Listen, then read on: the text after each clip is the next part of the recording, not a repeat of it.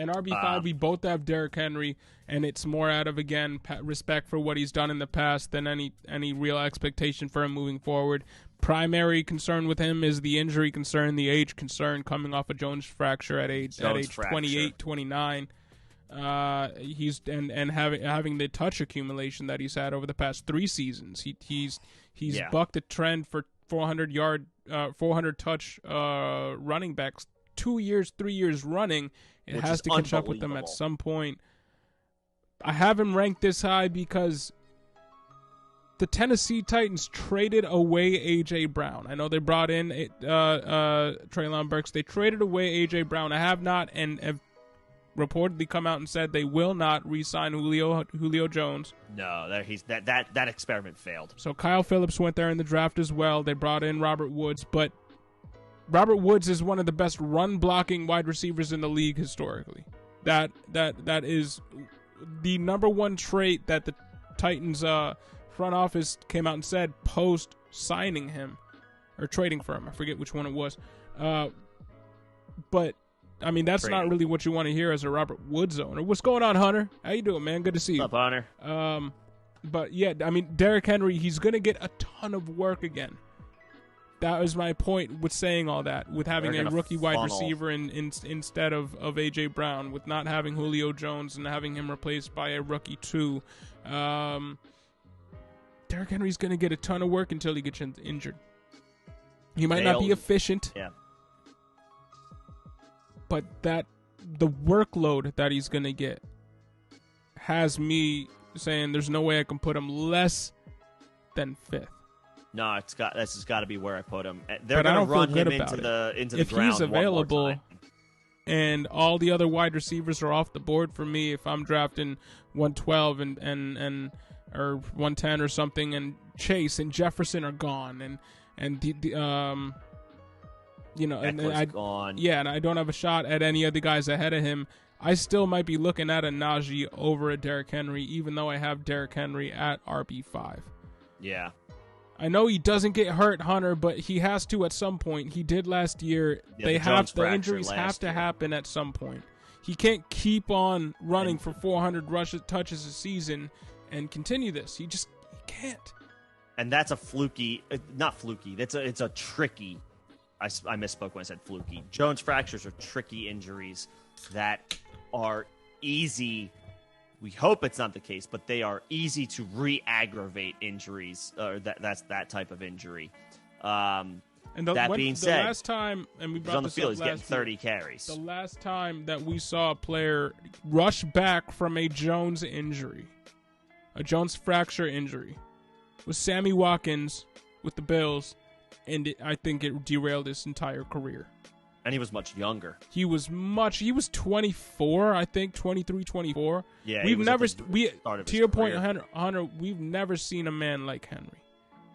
We've never seen a man like Henry. Even Emmitt Smith, even like all the guys, Barry Sanders. No, he's an outlier. We've never seen a running back like Henry. He's an outlier. He's in the best. I mean that as like the biggest potential compliment to Derrick Henry. He is an outlier. Like people like to say, built different. No, this is the one dude that can literally say that. This is where that's where that saying and it applies. Means something, right? Yeah. And maybe it's crazy for us to continue to doubt this guy when he's proven us wrong every single season. But he's 28, going on 29. And coming off a Jones fracture, where he rushed back from the Jones fracture to play in the playoffs, didn't look good in the playoffs, didn't re-injure himself, but still, the last time I saw somebody come back from a Jones fracture too soon, it was Sammy Watkins at a much less physical position, and it ruined his career. You could also, different sports, so maybe apples to oranges, but also the one that sticks out to me is Kevin Durant when he was with the Warriors. Yeah. Suffered a similar fracture in his foot in the playoffs. Rushed back to get to the NBA to play in the NBA Finals. Lasted maybe a quarter, and re-aggravated it. Missed all of the following season. That was his first year when he signed with Brooklyn. Again, basketball compared to football, but this is it's a similar style injury. It is concerning as far as it's easy to re-aggravate it. Now he's had plenty of time to rest and recover since that playoff game, And I fully expect him to, if he's able to stay healthy, which we hope he does, get 400 touches once again this year. And if he does, he's gonna be a top 5 running back, which is where we are putting him right now. We're not putting him at RB10. We're not putting him outside the top 12. He's firmly RB5, and I have no reason to move him down. I will say this. I will, but if he gets 400 carries, he will be an easy slam dunk high end RB1. He was not efficient last that injury though. It was his least efficient season since 2017. I mean, he was balling out though. Got a lot. He was balling out because he had 219 rush attempts in 8 games. Dude, like what? Do the math on that. Do the math on that. That's over 400 rush attempts, not just touches. Rush attempts. Yeah. His high-end rush attempts in the 16-game season prior to that was 378. He was on pace for more than 30 more touches on the ground last year than any other season in which he had 400 touches all told. I mean, and on top of that, he had 18 receptions last year. In 2020, when he finished as RB1, I believe, he was RB1. He had 19 total receptions. So he had one less reception in half the amount of games. So it's not just the rush attempts, dude. He was on pace for 500 touches. 500 touches. Well, maybe so he might be that built different dude. He is. That can withstand 400 touches back-to-back seasons. But can he withstand 500 touches? Clearly no, because he only lasted 8 games. Clearly no. And the premium that we put on him based on what he was doing as opposed to the other running backs last season, it wasn't efficiency-based, it was touch-based. Worst, big time least efficient season, first time under 4.9 yards per carry since 2020, since before 2018. Not that it was bad. It wasn't bad, but it was his second worst season efficiency-wise ever.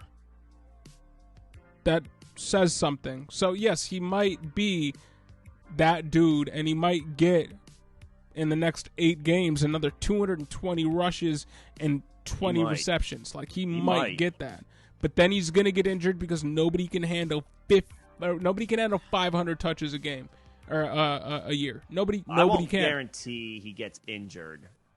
Yeah, I think he gets banged up.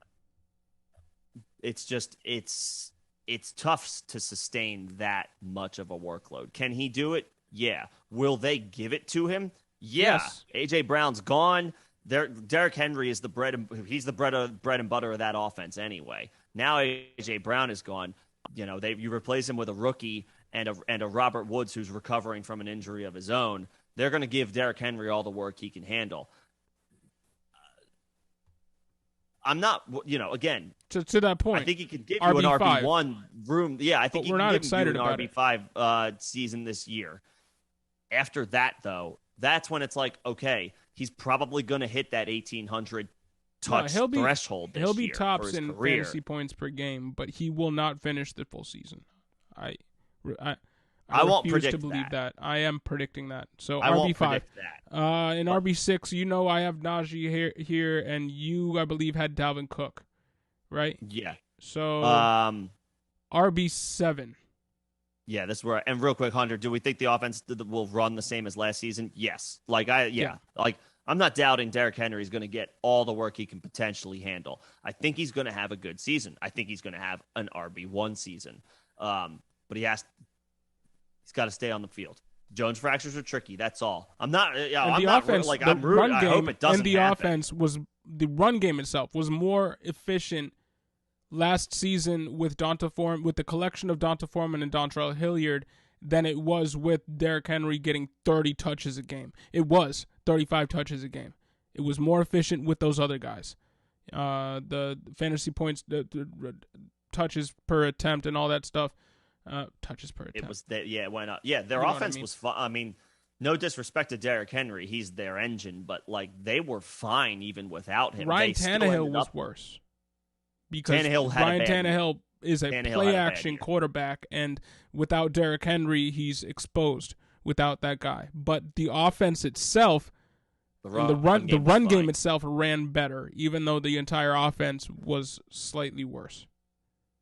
And they still finished as the number 1 seed in the playoffs. Yeah. I know they flamed out to the Bengals, but they were still the number 1 seed. So the one team offense gets a will bye. probably run the same. It'll run the same, and Derrick Henry will do his thing. But he'll get injured, and I'm predicting that, which is why I don't hope have he him doesn't. RB2. We hope he doesn't, but he's more of an injury risk than a Christian McCaffrey, than all these other guys. So, yeah.